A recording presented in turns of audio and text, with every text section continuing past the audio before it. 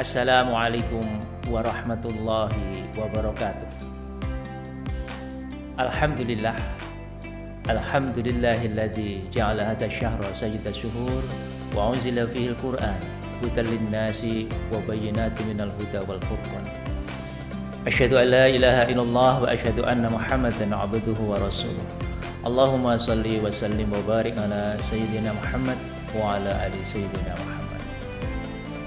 Ya mustami'ul kiram, usi nafsi wa usikum bitaqwallah faqad fazal muttaqun. Ittaqullaha haqqa tuqatih wa la tamutunna illa wa antum muslimun.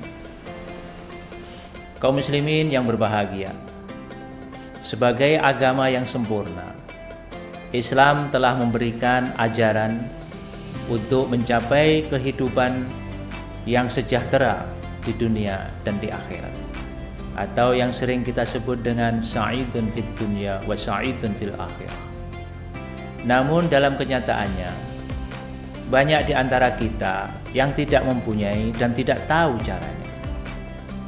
Al-Kisah, ketika Sunan Bonang menyiarkan agama Islam di bumi Nusantara, khususnya di Pulau Jawa, ada salah satu muridnya atau yang kita sebut dengan santrinya. Setelah beberapa kali mengikuti pengajian yang disampaikan oleh Sunan Bonang, seketika dia berdiri di antara teman-temannya. Dengan rasa agak jengkel, dia mengacungkan tangannya. Sunan Bonang, ada apa di sana? Saya sudah beberapa kali mengikuti pengajian yang Sunan sampaikan, tetapi ternyata kehidupan saya tetap begini-begini saja. Saya tetap melarat, tetangga saya nggak mau dengan saya. Saya sering dicari-cari oleh kerajaan. Saya juga sering dimarahi oleh istri saya. Terus apa gunanya saya mengikuti pelajaran yang Sunan sampaikan itu? Begini kisana, Islam memang tidak menjanjikan kekayaan. Islam juga tidak menjanjikan kemewahan. Tetapi Islam akan memberikan kebahagiaan. Islam akan memberikan ketenangan. Dan Islam akan memberikan kesejahteraan, baik di dunia maupun di akhirat. Oh begitu Sunan, maksud saya begini. Saya kira setelah saya mengikuti ajaran Islam yang Sunan sampaikan, saya akan bisa kaya raya. Saya akan bisa mempunyai emas dan lain sebagainya. Oh dikira dengan kekayaan emas dan sebagainya itu kamu bisa bahagia, begitu? Iya Sunan. Kalau begitu maumu, sekarang kamu maunya minta apa? Saya maunya punya emas yang banyak. Baik kalau gitu. Coba lihat itu pohon yang sekarang sedang berbuah kolang-kaling itu, lihat. Dengan izin Allah, Sunan Bonang menunjukkan tongkatnya. Akhirnya seperti yang kita lihat, jeling begitu. Langsung jadilah dia emas. Setelah itu dengan bahagia santrinya tadi, baik kalau begitu, benar saya akan bangga mengikuti saudara. Karena ternyata semua bisa jadi emas.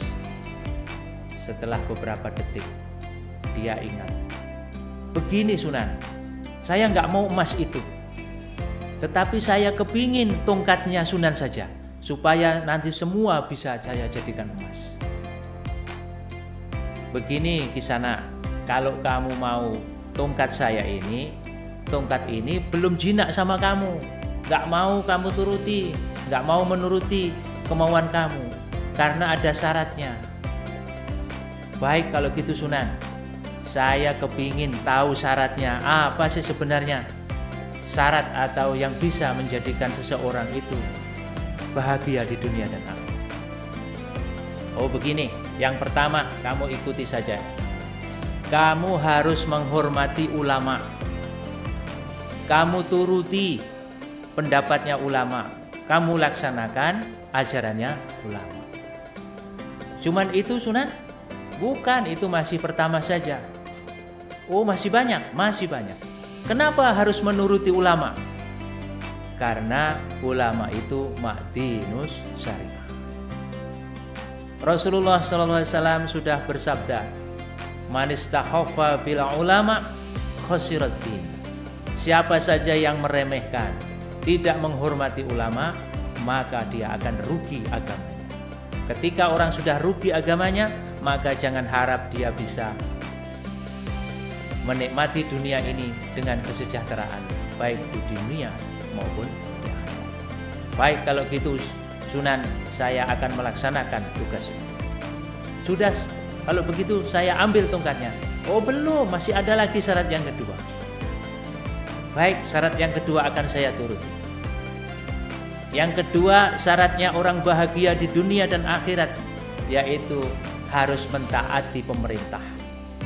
Atau di dalam sabda Rasulullah disebutkan, man istahaffa bil umara khasirat dunya. Siapa saja yang tidak menghormati, tidak mentaati kepada pemerintah, maka akan rugi dunianya. Oh, pantesan Sunan, saya selalu dikejar-kejar oleh Satpol PP. Kenapa demikian? Karena saya tidak punya izin untuk berjualan di trotoar. Nah, itu makanya. Sudah Sunan, cuma 2 itu syaratnya.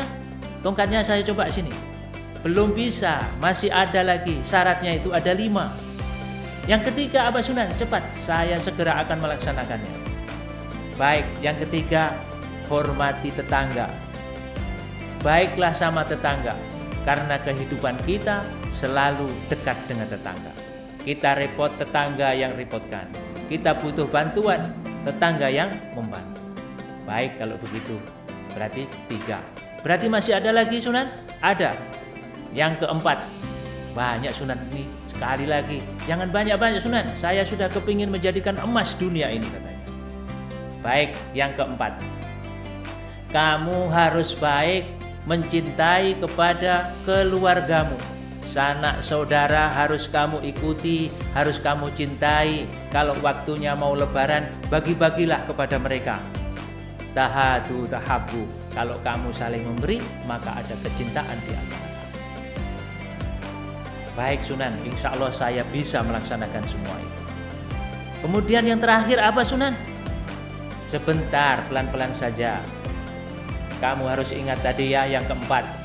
Kemudian yang terakhir, kamu harus menghormati keluargamu. Ahli di keluargamu, baik istri, suami, anak, bahkan kalau ada pembantu, kamu harus menghormati mereka. Kenapa Sunan? Kalau kamu tidak menghormati mereka, maka kamu akan susah dalam mencarikan hidup mereka. Artinya pekerjaanmu akan sia-sia. Mungkin kamu dapat rezeki banyak, tetapi tidak ada berkahnya. Kamu melamar pekerjaan ke sana ke sini susah. Istrinya banyak yang ngamuk, anaknya nggak bisa soleh-solihah. Kenapa? Karena kamu tidak menghormati keluarga. Itu. Para pemirsa yang saya hormati, soimin soimat yang berbahagia, dari kesempatan yang baik ini, dari cerita tadi, ternyata orang yang kepingin tongkatnya Sunan Bonang, yaitu adalah Raden Said, yang dulunya jadi perampok, kemudian masuk Islam mengikuti Sunan Bonang, yaitu adalah Sunan Kalijogo. Oleh sebab itu, marilah kita semua, ternyata setelah sukses, Sunan Kalijogo tidak meminta tongkatnya Sunan Bonang, karena ternyata yang bisa menjadikan emas itu adalah karena keikhlasan Sunan Bonang dalam beribadah. Banyak beristighfar, tidak pernah salah dan tidak pernah dosa. Akhirnya semua permintaannya selalu dikabulkan oleh Allah Subhanahu wa ta'ala. Mudah-mudahan kita bisa melaksanakan keempat tadi, menghormati ulama dengan melaksanakan segala aturan ajaran agama, menghormati atau mentaati pemerintah, melaksanakan semua peraturan pemerintah. Yang ketiga, kita harus menghormati kepada tetangga, karena tetangga orang yang paling dekat dengan kita.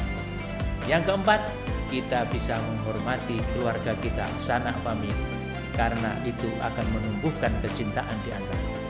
Yang terakhir, hormati suami, hormati istri, hormati anak, bahkan hormati pembantu kalau ada di rumah kita. Ini yang terakhir ini sering terjadi di pengadilan agama. Karena suami istri sudah tidak saling hormat, akhirnya datang ke pengadilan agama, menyalahkan suami, menyalahkan istri, mereka minta cerai. Mudah-mudahan kita semua bisa menghayati, bisa melaksanakan ceramah ini, dan keluarga kita tetap menjadi keluarga yang sakinah, mawaddah, warahmah. Demikian dan sekian, terima kasih atas segala perhatian. Mohon maaf apabila ada khilaf. Wallahu muwaffiq ila aqwamit thoriq. Wassalamualaikum warahmatullahi wabarakatuh.